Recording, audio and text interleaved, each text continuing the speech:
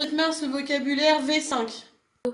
Donc pour le vocabulaire V5, c'est une révision de CM1, mais je refais la leçon bien sûr. C'est les contraires, les antonymes. Donc par exemple, quand vous avez petit, on cherche le contraire, c'est grand. Si on a chaud, le contraire,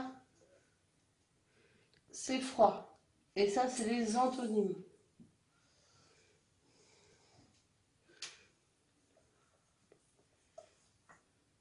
Les contraires. Donc comme d'habitude, on va chercher plein de contraires à l'oral. Vous cherchez les contraires, vous pouvez demander à vos parents si c'est les bons contraires. Et après, on fait la petite leçon. Donc on va la relire cette leçon parce qu'il n'y a rien à écrire vu que c'est la révision. Donc certains mots ont des sens contraires ou opposés, ce sont des mots contraires ou des antonymes. Donc les antonymes peuvent être des noms, un ami, un ennemi, un nain, un géant, la gentillesse, la méchanceté. Ça, c'est des exemples pour les noms communs. Ils peuvent être des adjectifs, grand, petit, haut, bas, long, court. Donc ça, c'est pour la famille des adjectifs. Ça peut être des verbes, monter, descendre, avancer, reculer, pour la famille des verbes. Et ça peut être tout d'autres mots aussi, sur et sous, des prépositions, à gauche, à droite. Donc voilà, ça peut être plein de classes grammaticales différentes.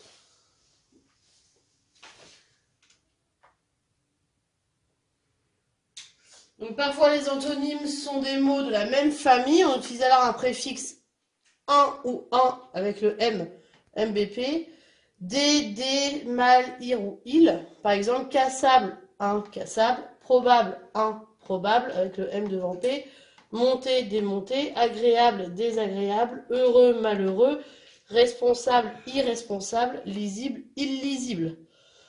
Un mot peut avoir plusieurs contraires, cela dépend de son sens dans la phrase. Exemple, j'entends le bruit léger de la pluie et le bruit fort du tonnerre. J'aime le vol léger de la libellule et le vol lourd des oies sauvages. Donc, le contraire de léger ici pour la pluie, c'est fort pour le tonnerre. Et le contraire de léger pour le vol à la libellule, c'est lourd pour le vol des oies sauvages.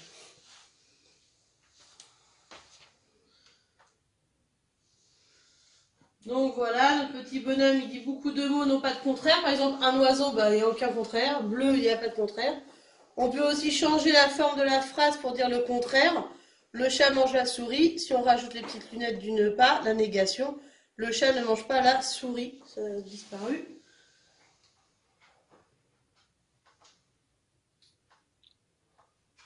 Le chat ne mange pas la souris. Donc voilà pour cette leçon. Donc, où je vais utiliser un mot complètement contraire, ou un mot de la même famille avec un préfixe, ou carrément la forme négative. 3 manières de dire le contraire.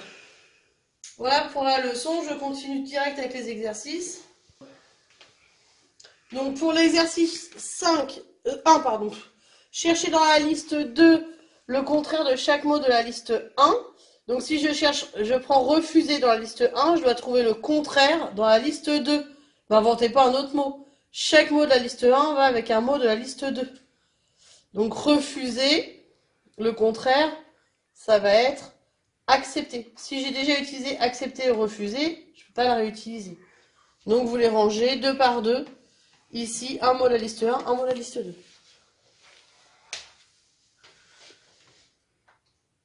Dans l'exercice d'après, il faut écrire le contraire du mot. Donc le début, le contraire, ça va être la fin. Un aller, le contraire, ça va être un retour, etc., etc. Vous pouvez chercher dans le dictionnaire si vraiment vous ne trouvez pas, mais bon, logiquement c'est facile. Ensuite, écris le contraire des adjectifs. Un temps affreux, donc le contraire d'un temps affreux quand il pleut, etc. C'est quoi? Et là, vous faites pareil pour les 3. Ensuite, il faut écrire le contraire des mots en italique. Donc les mots en italique qui sont ici, il va falloir utiliser un préfixe qui va changer. Donc des pattes antérieures, ça sera des pattes postérieures. Donc vous voyez, c'est le préfixe qui va changer. Etc., etc. Là, c'est les préfixes qui changent. pour tout cet exercice-là.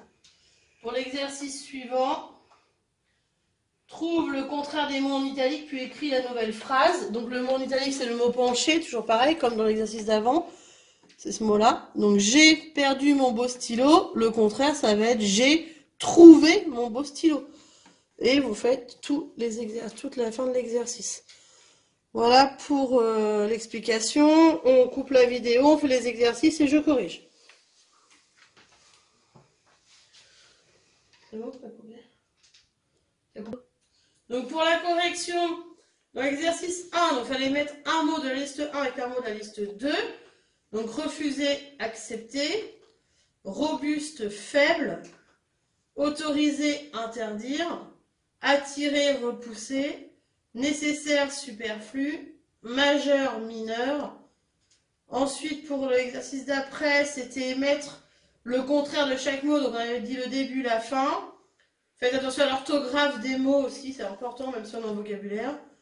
Le début, la fin, un aller, un retour, côté pile, côté face, l'amont, l'aval.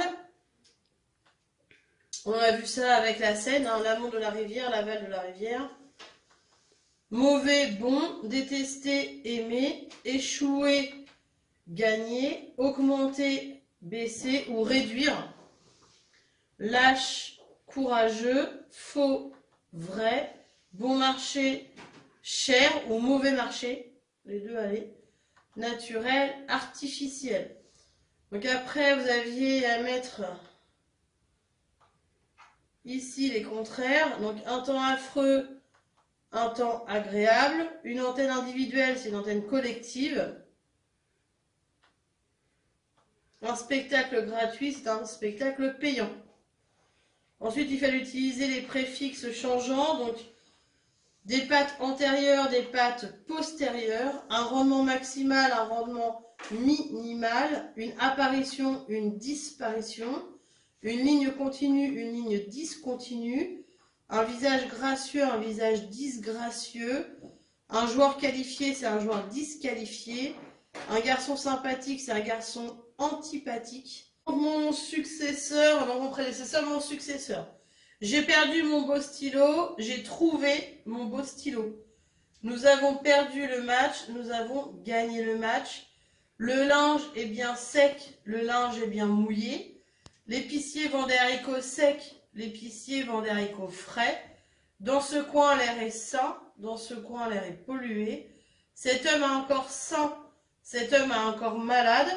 J'ai acheté un vieux meuble, j'ai acheté un meuble neuf.